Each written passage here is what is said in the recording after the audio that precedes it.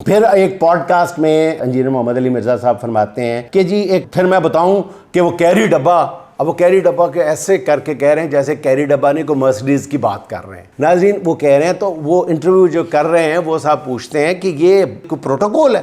कहते हैं कि मैं बाद में बताऊंगा ये प्रोटोकॉल है, ये मैं बाद में बात करता हूँ, बात को टाल गए।